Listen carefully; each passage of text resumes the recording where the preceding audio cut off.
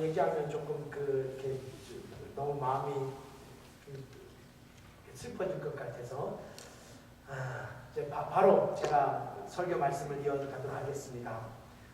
지난주 우리가 그 엘리야의 기도라는 제목을 통해서 그 기도에 관한 중요한 레슨들을 함께 묵상을 했는데요. 오늘은 반드시 지난주의 말씀과 이어져야 하는 것이기에 오늘의 설교를 시작하기 전 지난주 말씀을 좀 기억하며 이어가고자 합니다. 우리는 엘리야의 기도를 통해서 중요한 두 가지 기도의 원리, 법칙을 함께 살펴보았습니다. 첫 번째가 뭐였죠? 우리의 기도가 이제는 남을 위해서 기도할 수 있어야 한다는 사실을 우리가 엘리야의 기도를 통해서 배웠습니다. 정말 이제부터라도 우리의 기도가 좀 남을 위한 기도일 수 있어야 합니다. 진짜 솔직히 고백해 주셨으면 좋겠어요. 지난주 남을 위해서 기도해 보신 분 손들어 볼까요? 실질적으로 남을 위해서 기도해 보신 분. 특별히 제가 지난주에는 주보에다 일부러 우리 함전도사님, 영희자매님, 우리 청년회장님 중보기도를 부탁을 드렸는데요. 그렇게 하고 나니까 저는 진짜 간절하게 기도하게 되더라고요. 그러니까 우리 식구가 아닌, 가족이 아닌 제3자를 위해서 기도하는, 진짜 한번 손들어 볼까요? 혹시 사관을 위해서 기도하신 분? 하늘에 놀라운 축복이 있을 줄 믿습니다. 네, 아멘. 그 다음 두 번째 레슨이 뭐였어요? 기도는 하나님과 절대적인, 1대1, 단독적인 만남이 되어야 한다는 사실. 우리의 기도는 사람을 향해서 드리는 기도가 아니라 바로 하나님을 향해서 드리는 기도여야 합니다. 그렇죠? 아무리 기도가 주일 대표 기도일지라도 사람을 향해서 외쳐지지만 그 기도는 반드시 하나님이 기뻐하시는 기도여야 돼요. 곧 하나님을 위한 기도여야 한다는 사실을 강조드렸습니다. 자, 이제 이어서 지난주에 이어 엘리야의 기도 두 번째, 엘리야를 통해서 배우는 기도의 법칙, 소위 요즘 한국에서 아주 유행하는 줄임말로 엘기법이라고 할 수 있죠. 엘기법, 엘리야를 통해서 배우는 기도의 법칙. 정말 중요한 기도의 레슨이 고스란히 담겨져 있는데요. 여러분께서 이 시간 말씀에 집중해 주셔서 저와 여러분의 기도가 그야말로 엘리야의 기도가 되어지는 귀한 시간이 되어지기를 소망합니다. 자, 그럼 기도의 첫 번째, 특별히 엘리야를 통해서 배우는 기도의 법칙, 그 첫 번째는 무엇일까요? 엘기법의 첫 번째 레슨. 첫째로, 기도는 기도가 되어야 합니다. 기도는 기도가 되어야 합니다. 저는 이 메시지야말로 기도의 원칙이며 기도의 황금률이라고 믿습니다. 기도는 기도가 되어야 합니다. 무슨 말인가요? 들으시면서도 이해가 좀 안 되신다라는 표정을 하시는 분들이 좀 계신데요. 먼저 제가 여러분들이 확실히 이해가 가시도록 설명을 드릴 테니까요. 잘 들어주시고요. 그 전에 한 목소리로 좀 따라해 주시면 감사하겠습니다. 아직 이해하시지 못하셨어도 함께 해주세요. 기도는 기도가 되어야 합니다. 시작! 기도는 기도가 되어야 합니다. 아주 중요한, 너무 중요한 기도의 법칙이에요. 여러분 한번 깊이 생각해 보세요. 자, 지금 엘리야의 기도는 그야말로 기적을 일으킨 기도라고 할 수 있습니다. 이미 2주 동안 본문을 봉독했으니까요. 잘 기억하시죠? 네, 죽은 아들을 살린 기도가 바로 엘리야의 기도였어요. 그렇다면 여러분 한번 좀 깊이 생각해 보십시다. 이 엘리야가 기도할 때 엘리야가 이 죽은 아들을 위해서 기도하면 아들이 살아날 것을 알았을까요? 알지 못했을까요? 어땠을까요? 많은 학자들은 이때 엘리야는 알고 있었을 거라고 설명합니다. 엘리야가 하나님께서 이 아들을 살려주실 걸 알았을 것이다. 왜냐하면 이미 엘리야가 여러 기적들을 몸소 체험했거든요. 방금 전에도 기적처럼 쌀독에 쌀이 차고 넘치고 또한 병의 기름이 가득 채워지는 광경을 막 소름 돋도록 지금 목격했어요. 그러니 하나님께서 또 다른 기적을 허락하실 것이다. 직감적으로 알 수 있지 않았을까? 네, 저도 이런 학자들의 의견에 동의합니다. 충분히 지금 엘리야에게는 그런 믿음이 있었어요. 분명 엘리야는 믿고 기도했습니다. 자, 그렇다면 여기를 정지호 화면으로 두시고요. 잘 들어주세요. 그럼 이 순간에 엘리야가 이 죽은 아들이 자신의 기도로 다시 깨어날 것을 알았다면, 그렇게 믿고 기도했다면 그야말로 이 죽은 엄마가 보는 자리에서 기도하면 훨씬 더 본인에게 유리한 게 아니었을까요? 다시 설명드린다면 굳이 아무도 보지 않는 다락방에 더군다나 결코 죽은 사람을 만질 수 없는 율법을 깨트려가며 기도하는 것보다 죽은 아들의 어머니가 보는 곳에서 기도하는 게 훨씬 더 드라마틱하고 본인에게 득이 되어지고 좀 더 있어 보이고 그야말로 모든 영광과 존귀를 자신도 함께 받을 수 있는 그런 상황이 아니었겠습니까? 그런데요, 제가요 이 부분을 묵상하며 그가 이 죽은 아들을 들쳐맺고 다락방으로 올라갔다는 게요, 아무도 보지 않는 곳, 아니 오로지 하나님과 나만의 절대적인 철저하고 개인적인 1대1의 만남의 장소가 된 다락방, 이게 묵상하면 묵상할수록 얼마나 큰 은혜가 되는지요. 여러분, 우리가 이 엘리야의 기도를 통해서 이 부분은요 정말 기도의 법칙이다, 이 기도야말로 완벽한 기도가 된 기도의 정석이다, 그야말로 기도가 된 엘리야의 기도. 제가 이 부분을 묵상하면서 이런 예수님의 말씀이 자동적으로 떠올라졌어요. 누가복음 18장에 보시면 예수님께서 바리새인과 세리의 기도에 관한 말씀을 지적하신 부분이 나와 있습니다. 이 말씀에 보시면 성경이 바리새인의 기도를 이렇게 기록하고 있어요. 바리새인은 서서 따로 기도하며 가로되 하나님이여, 이렇게 그들의 기도가 시작됩니다. 모든 사람들이 다 보는 곳이었어요. 따로 서서 하늘을 향해 기도합니다. 이 말을 다시 설명드리면 모든 사람이 볼 수 있는 곳에서 서서 모든 사람들이 다 들으라고 아주 큰 소리로 기도하고 있는 거지요. 그리고 그들은 이렇게 기도했다고 성경이 증언합니다. 하나님, 나는 세리와 같지 않습니다. 나는 저 죄인들과 같지 않습니다. 토색하지 않습니다. 불의하지 않습니다. 간음하지도 않았습니다. 나는 금식 기도도 하고 꼬박꼬박 11조도 드렸습니다. 하나님, 이 의인의 기도를 들으셔야 합니다. 응답하라 하나님. 그런데 여러분 잘 보세요. 이 말씀에 바로 이어서 성경은 그 당시 죄인이라고 불렸던 세리의 기도는 이렇게 증언합니다. 제가 성경 말씀 그대로를 봉독해 볼게요. 세리는 멀리 서서 감히 눈을 들어 하늘을 우러러보지 못하고 다만 가슴을 치며 가로되 하나님이여 불쌍히 여기시옵소서 나는 죄인이로소이다 하였느니라. 자, 그럼 예수님께서 이 두 사람의 기도에 대해서 어떻게 가르치셨을까요? 이어지는 14절 말씀에 보시면 예수님께서 이렇게 말씀하시는 거예요.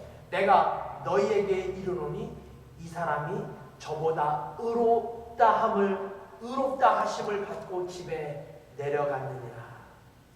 이 사람과 저 사람이 누군지 이미 감이 오시죠. 그러니까 본인은 의인이라고 큰 소리로 기도했던 바리새인이 의로운 것이 아니라 감히 하늘을 우러러보지 못하고 기도했던 세리의 기도를 들으신다고 예수님은 가르치고 계십니다. 왜일까요? 바리새인의 기도는 기도가 되지 못했기 때문입니다. 비록 죄인이었지만 세리의 기도는 기도가 되었기 때문에 그렇습니다. 사랑하는 여러분, 우리는 오늘 엘리야의 기도를 통해서 기도하는 우리의 자세, 아니 신앙생활을 하는 우리의 모습을 돌아볼 수 있어야 합니다. 엘리야는 본인의 기도로 죽은 아들이 살아날 것이라는 확신과 믿음이 있었음에도 불구하고 이 대단한 반전, 이 클라이막스에 모든 칭송과 존경을 받을 수 있는 상황에 그는 고의적으로 피했다라는 생각마저 듭니다. 그리고 하나님은 이런 엘리야의 기도를 결국 들으시게 됩니다. 왜냐하면 기도가 되었기 때문에. 엘리야의 기도가 되었습니다. 우리 청년들 좀 잘 이해가 가는지 모르겠는데요. 여러분의 이해를 좀 돕기 위해서 지난주 있었던 한 예를 들면 좋을 것 같아요. 기도가 되어야 하듯 봉사도 봉사가 되어야 하고 찬양도 찬양이 되어야 하고, 사실 우리의 모든 신앙생활의 영역에서 이 부분이야말로 신앙의 법칙이 될 수 있다라는 생각이 드는데요. 그런 의미에서 말씀드리면 지난 주일에 저희 가정이 친교를 맡았던 주일이었습니다. 저희 가정이 친교를 맡았으니까 당연히 설거지를 누가 해야 합니까? 남편이 제가 해야 되죠. 그렇죠. 특별히 지난 주일에는 저희 아내가 정말 정성껏 교회 식사를 준비했는데요. 남편인 제가 설거지하는 것 당연한 것 아니겠어요? 그런데요, 지난주 제가 설거지를 하는데 주일날 교회를 방문했던 우리 비블리컬의 신학생 데니 형제가 그러는 거예요. 시니어 파스터, 즉 담임 목회자가 설거지를 하는 것 보고 감동받았다고. 담임 사관이 직접 설거지를 하는 걸 보고 감동을 먹었다고. 그러고 갔어요, 인사하고. 여러분은 이걸 어떻게 생각하십니까? 정말 사관이 설거지를 하면 감동이 되는 게 맞습니까? 그런데요, 제가 지금 말씀드리고 싶은 것은, 그런데요, 이건 정말 만약입니다. 이게 절대 사실이 아니에요. 만약 제가 이런 걸 다 알고 그야말로 세상 말로 꼼수를 부려서 사관이 설거지하면 교인들이 감동받더라. 설교에 감동을 못 주면 설거지를 해서라도 감동을 줘야겠다. 제가요 이렇게 설거지를 하면 그야말로 바리새인의 기도와 전혀 다르지 않다는 말씀이에요. 그러니까 제가 이런 마음으로 설거지를 하면 이건 그야말로 유치반스입니다. 유치반. 정말 유치할 때 쓰는 말이 유치반스예요. 진짜 다행인 것은요, 우리 교회는 아무도 그렇게 생각하지 않는다는 거죠. 한국교님 아멘 큰 소리 하셨잖아요. 뭐 벌써 사관이 10년도 넘게 설거지를 해오고 있으니까요. 우리 교회 분들 다 같은 생각이라는 거. 지난주에 정말 확실하게 제가 느꼈는데요. 지난주에 밥을 다 먹고 설거지를 하려고 막 갔는데 마침 우리 반주자님께서 이미 설거지를 시작하셨어요. 반주자님께서 고무장갑을 끼시고 이미 설거지를 막 시작하셨어요. 그래서 제가 부랴부랴 반주자님 나오시라고, 설거지는 제가 한다고 그랬더니 우리 반주자님께서요, 사관님 괜찮다고, 이미 시작했으니까 제가 하겠다고, 뭐 굳이 사관님이 하시냐고 라고 했을까요? 여러분도 이미 예상한 것처럼 제 말이 떨어지기가 무섭게 고무장갑을 벗고 나가셨어요. 떨어지기 한마디도 안 해요. 제 느낌이에요. 사관님 왜 이제 왔냐? 빨리 설거지. 왜 이제 왔냐? 정말 뒤도 안 보라고 그냥 가셨어요. 제가 바로 고무장갑을 끼고 설거지 사역을 시작했습니다. 여러분, 이제는 제가 진짜 무슨 말씀을 드리려고 하는지 분명히 이해가 가시죠? 봉사가 되어야 합니다. 기도가 되어야 하는 것처럼 말이죠. 사랑하는 구성원 필라한교회 성도 여러분, 저는 저의 온 마음으로 사랑하는 저의 구성원 교회가 정말 봉사하는 교회가 되어지기를 소망합니다. 봉사가 되는 교회, 또한 정말 사역을 다하는 교회, 사역이 되는 교회, 올해 표현처럼 사역을 다하는 교회. 정말 우리 교회가 기도가 되는 교회를 소망하고 또 소망합니다. 그러기 위해서 우리는 오늘 기도의 황금률, 기도의 프린시플, 기도의 법칙, 기도의 원칙 하나를 꼭 잊지 말아야 합니다. 그건 기도가 되어야 한다는 사실이에요.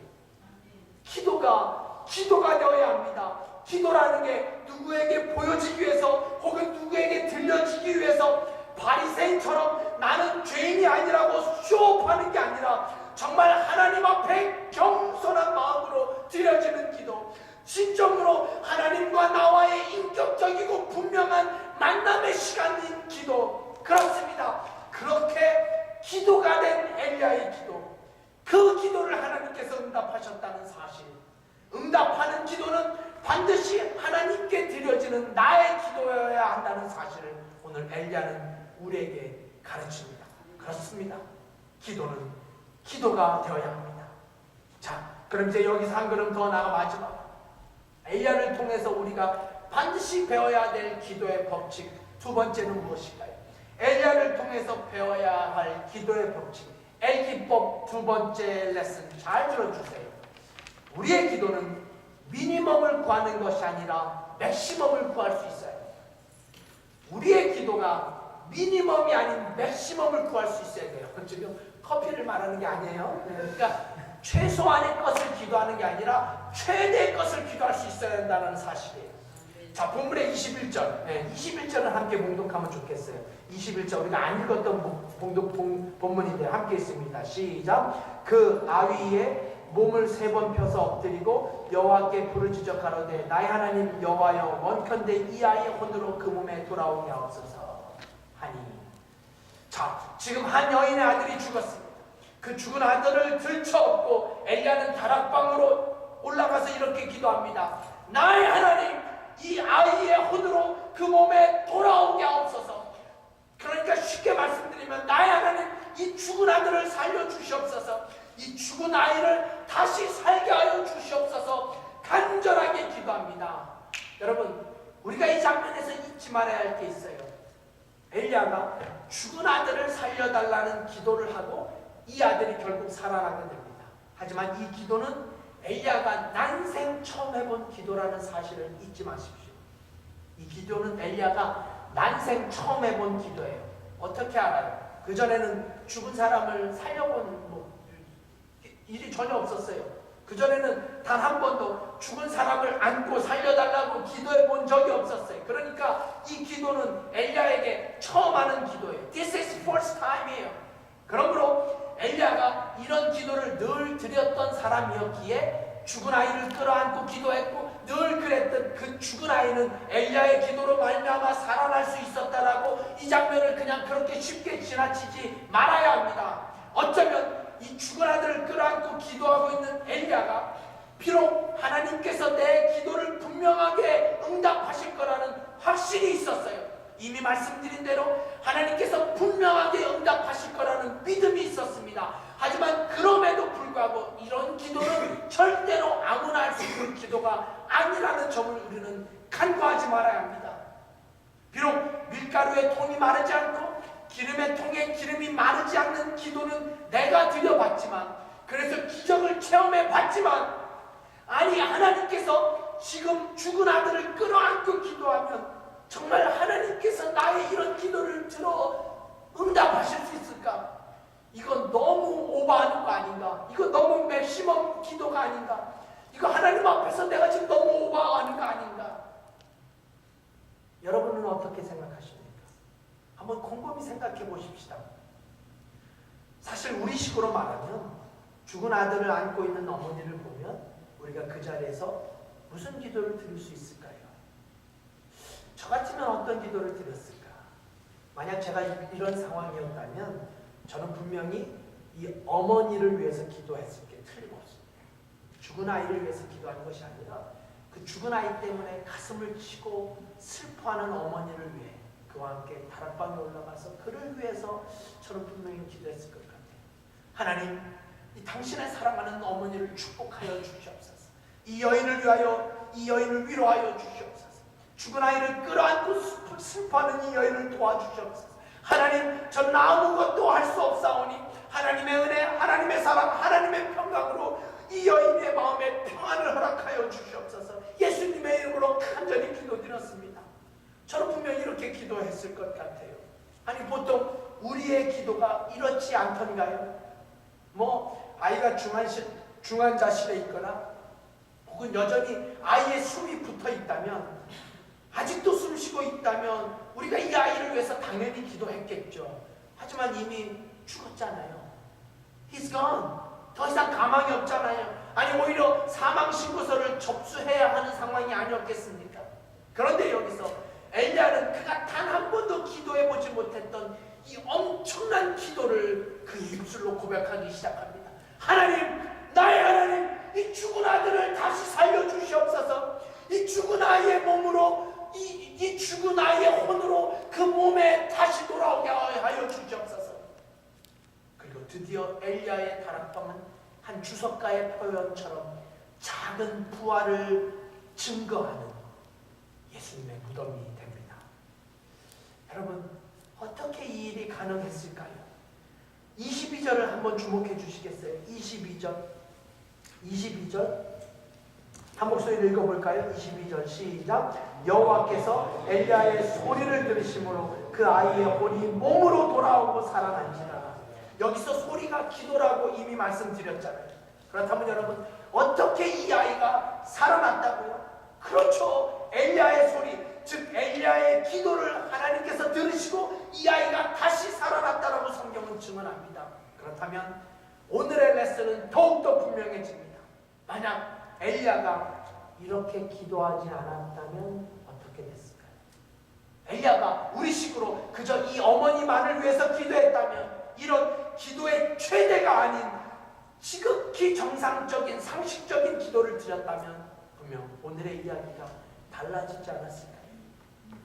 사랑하는 여러분, 우리는 여기서 반드시 엘리야의 기도를 배워야 합니다. 이게 진짜 엘기법이에요.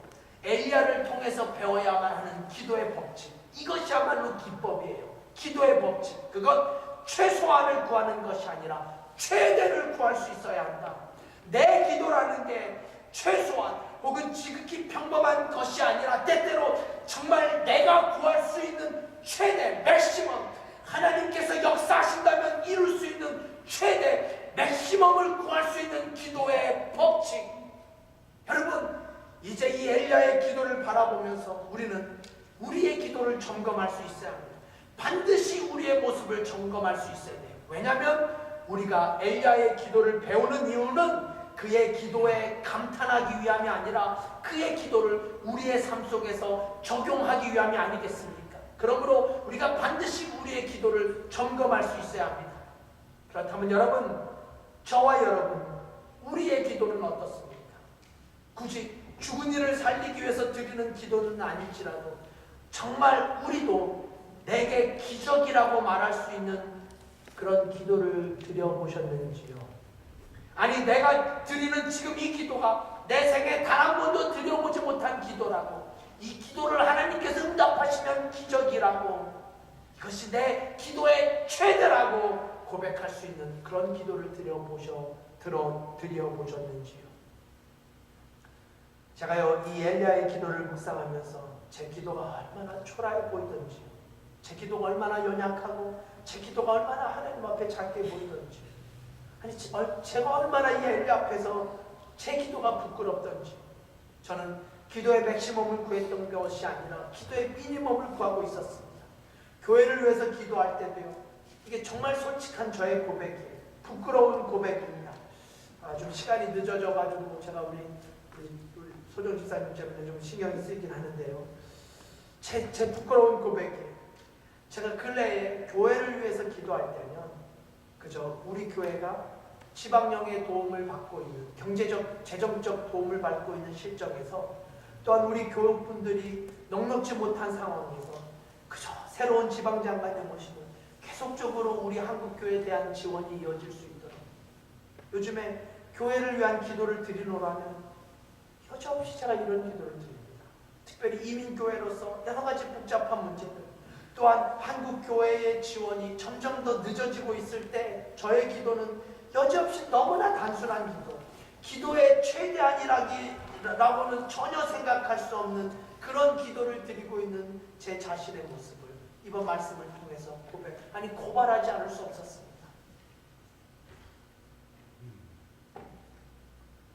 제가요, 말씀을 준비하면서 정말 저의 기도 너무너무 초라했어요. 아니, 한 교회 목회자로서 기도할 때 단순하게 지방령의 재정 서포트를 받는 것, DHQ에 잘 보이는 것, 이것이 정녕 담임사관인 제가 교회를 위해서 기도할 수 있는 최대한의 기도라고 할 수 있을까요? 이것이 제 기도의 맥시멈이라고 할 수 있을까요? 그리고 이 기도가 응답되면 그것이 기적이라고, 하나님께서 내 기도를 들으시고 우리 교회가 계속적으로 재정 지원 받는다고, 기적을 베푸셨다고 그렇게 제가 고백할 수 있을까요? 아니, 이제 저의 기도도 고쳐져야 합니다. 교회를 위한 기도도 미니멈이 아닌 맥시멈의 기도를 드릴 수 있어야 돼요. 정말 제가 회개했어요. 이제 회개하는 마음으로 우리 영희자매님 이제 한국으로 보내야 되는데요, 제가 정직하게 교회 재정이 걱정되었던 게 사실이에요. 너무 물질적인 봉사를 잘해주셔가지고 영희자매님을 보내면서 제 이런 모습들이 부끄러웠어요.